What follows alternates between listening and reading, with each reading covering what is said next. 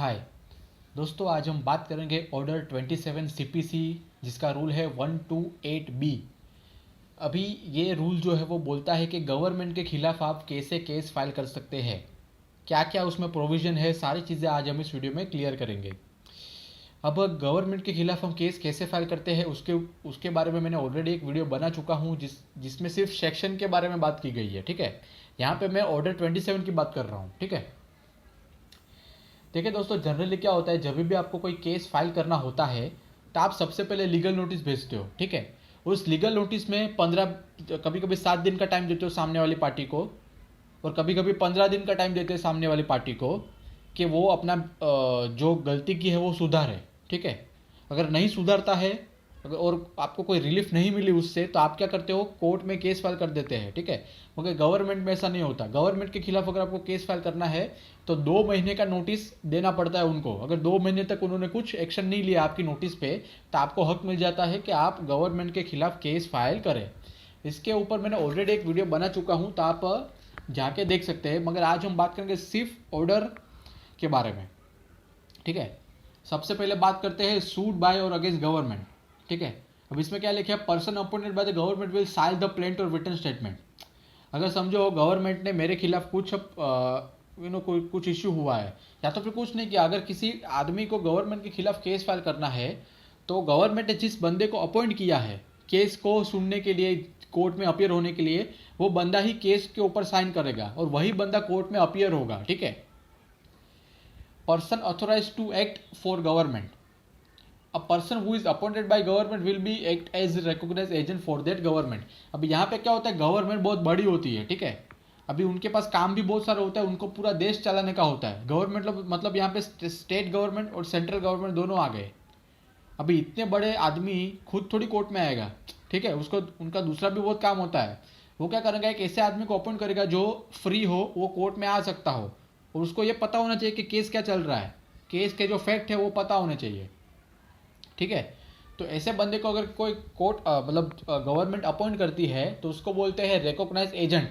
मतलब मतलब जो वो बंदा है, वो आदमी है, वो गवर्नमेंट के लिए एक एजेंट का काम करेगा। ठीक है, आपको कोई डॉक्यूमेंट अपडेट कराना है और आपके पास टाइम नहीं तो आप किसी एजेंट को रखते हो, वो आपके लिए काम करेगा ना। यहाँ पे भी वो बंदा जो वो गवर्नमेंट के लिए काम करेगा, तो यहाँ पे उसको बोलते हैं recognise agent for that government. ठीक है, और वो गवर्नमेंट कोई भी हो सकती है, स्टेट गवर्नमेंट भी हो सकती है और सेंट्रल गवर्नमेंट भी हो सकती है। ठीक है, प्लेंट इन सूट बाय और against government, name of the party should be appropriate according to section 79 of CPC. ठीक है, अब सेक्शन 79 में लिखा गया है कि अगर आपको स्टेट गवर्नमेंट के खिलाफ केस फाइल करना है तो आपको कैसे, केस का टाइटल कैसे लिखना है ना। सबसे पहले तो कोर्ट का नाम आएगा कि इन द कोर्ट ऑफ फलाना फलाना, नीचे लिखोगे। अभी अभी मेरा नाम जो है वो समझो ये है, तो मैं मेरा नाम लिखूंगा versus state government of Maharashtra. ठीक है, स्टेट ऑफ महाराष्ट्र। ठीक है, ब्रैकेट में लिख दूंगा पुलिस स्टेशन, तो ये क्रिमिनल केस हो गया। ठीक है, अगर किसी गवर्नमेंट को मेरे खिलाफ केस फाइल करना है तो ये तो टाइटल कैसा रहेगा, स्टेट ऑफ महाराष्ट्र वर्सेस मेरा नाम। ठीक है, तो इसको बोलते हैं केस का टाइटल। सेक्शन 79 यही बोलता है, तो अगर आपको स्टेट गवर्नमेंट के खिलाफ केस फाइल करना है तो आपको स्टेट का स्पेसिफिक नाम यूज करना पड़ेगा। अभी इंडिया है, उसमें बहुत सारे स्टेट है ना। महाराष्ट्र है, गुजरात है ना, अपना पंजाब है, ये है अपना। तो उसमें आपको स्पेसिफिक नाम बताना पड़ेगा कि कौन से स्टेट के खिलाफ आप केस फाइल कर रहे हैं। ठीक है, अब बात करते हैं सेंट्रल गवर्नमेंट के बारे में। अगर मुझे सेंट्रल गवर्नमेंट के खिलाफ केस फाइल करना है तो मेरा नाम वर्सेस यूनियन ऑफ इंडिया। ठीक है, यूनियन ऑफ इंडिया मतलब सेंट्रल गवर्नमेंट। और ऐसे ही अगर सेंट्रल गवर्नमेंट को मेरे खिलाफ केस फाइल करना है, ठीक है, तो केस का नाम क्या आएगा, यूनियन ऑफ इंडिया वर्सेस मेरा नाम। ठीक है, तो इसको बोलते हैं सेक्शन 79। अगर आप पढ़ते हो, मैंने उसके ऊपर और एक वीडियो बनाया दिया है, उसमें आप क्लियरली समझ पाओगे कि कैसे काम करता है। ठीक है, agent of the government to receive process. अब जो रिकॉग्नाइज एजेंट होता है, गवर्नमेंट क्या करती है, एक बंदे को ओपन कर देती है, और जो केस का जो प्रोसेस है पूरा वो एजेंट ही फॉलो करेगा। ठीक है, once the agent is appointed he will do all the necessary steps to continue the legal process. एक बार एजेंट अपॉइंट हो गया समझो, तो वो यही समझेगा कि वो खुद गवर्नमेंट है, ठीक है। वो वही बंदा हर टाइम कोर्ट में आएगा, उस बंदे के ऊपर जो भी कोर्ट ने जजमेंट लागू किया वो गवर्नमेंट को भी लागू होगा, ठीक है, क्योंकि वो बंदा और कोई नहीं बल्कि खुद ही गवर्नमेंट बन जाता है फिर, है ना, ठीक है। अभी नॉर्मल केस में भी ऐसा होता है। अगर समझो मैंने किसी के ऊपर केस फाइल किया है और मैं रहता हूँ आउट ऑफ इंडिया, मैं बार बार इंडिया आ नहीं सकता हर डेट पे, तो मैं इंडिया में किसी अपने फैमिली मेंबर को या तो किसी रिलेटिव को पावर ऑफ अटॉर्नी दे दूंगा, ठीक है। अब वो जिसको मैंने पावर ऑफ अटॉर्नी दिया है वो मैं बन के कोर्ट में जाएगा, ठीक है। अब उस बंदे के ऊपर जो भी जजमेंट लागू हुआ, या तो उसको जो रिलीफ मिले वही रिलीफ मुझे मिलेगी, क्योंकि अल्टीमेटली वो केस मैंने ही फाइल किया है ना।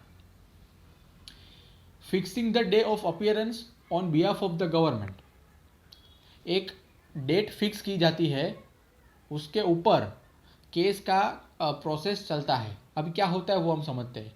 Once the case is filed by और अगेंस्ट गवर्नमेंट, एक बार किसी ने केस फाइल कर दिया गवर्नमेंट के खिलाफ, या तो गवर्नमेंट ने किसी के ऊपर केस फाइल किया, तो court should give reasonable time to government so that they can apply the plaint file by the plaintiff.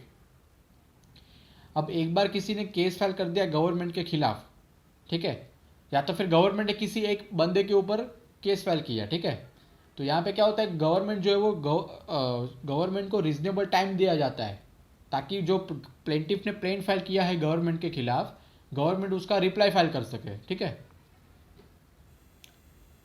अब बात करते हैं government to join as a party in the suit against the public officer. If the case is filed against the public officer, then in such case the government shall become party. अगर public officer के खिलाफ अगर किसी individual ने case file किया है तो government को भी पार्टी बनना है, ये ऐसा ये रूल बोलता है, ठीक है।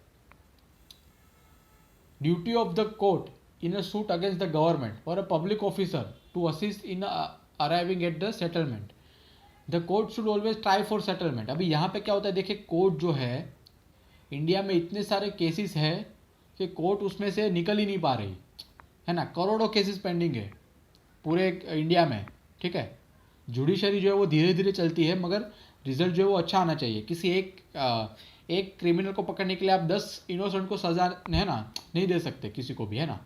तो यहाँ पे क्या होता है, आप जो है आपको ऑलवेज यही सोचना है कि एक मैटर कैसे सेटल करे। अभी मैं जज हूँ फॉर एग्जाम्पल, तो मैं यही सोचूंगा कि सामने वाली पार्टी का सॉल्यूशन आ जाए, इससे मेरा भी फायदा होगा, क्योंकि मेरा बर्डन कम होगा, और सामने वाली पार्टी को भी रिलीफ मिल जाएगी तुरंत, और उनका भी टाइम बचेगा और उनका भी पैसा बचेगा एडवोकेट का, है ना।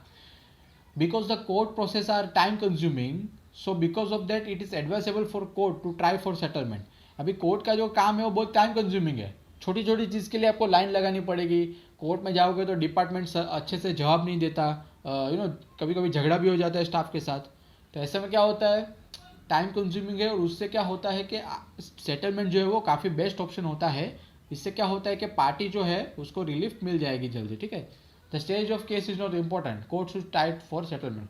अगर भले केस जो है वो लास्ट स्टेज पे आ गया हो, उधर भी कोई अपना कोर्ट जो है वो सेटलमेंट करवा सकती है, ठीक है।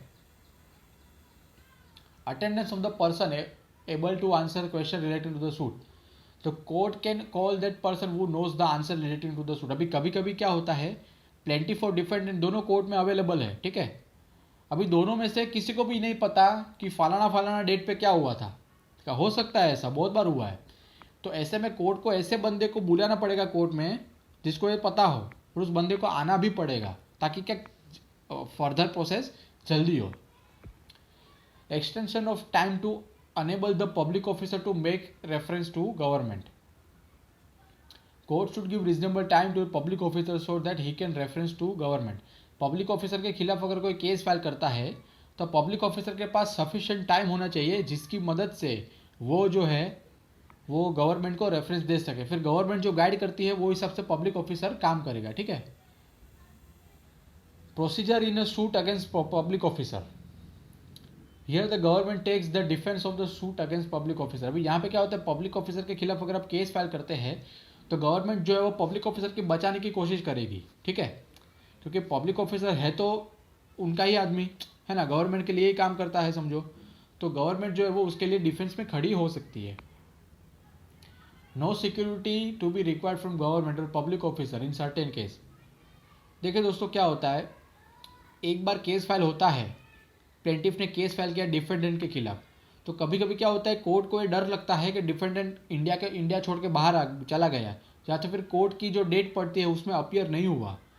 तो अभी इसमें क्या होता है, कोर्ट जो है वो डिफेंडेंट के पास से सिक्योरिटी ले लेती है। सिक्योरिटी जो है वो पैसा हो सकता है, प्रॉपर्टी के पेपर हो सकते हैं, ज्वेलरी हो सकती है सोना चांदी की। अभी यहाँ पे क्या है, ये गवर्नमेंट है, गवर्नमेंट कहाँ भाग सकती है, गवर्नमेंट इतनी बड़ी पर्सनालिटी है, वो देश छोड़ के इतनी आसानी से जा नहीं सकती है। तो कोर्ट क्या करती है, कोर्ट को भरोसा रहता है गवर्नमेंट के, ये लोग भागेंगे नहीं, क्योंकि इतना बड़ा देश है वो छोड़ के ये लोग जाएंगे नहीं, ठीक है। तो गवर्नमेंट को सिक्योरिटी देने का ज़रूरत नहीं पड़ती है, ठीक है। Definition of the government and government pleaders. Government जो है वो स्टेट गवर्नमेंट हो सकती है या तो सेंट्रल गवर्नमेंट हो सकती है, ठीक है।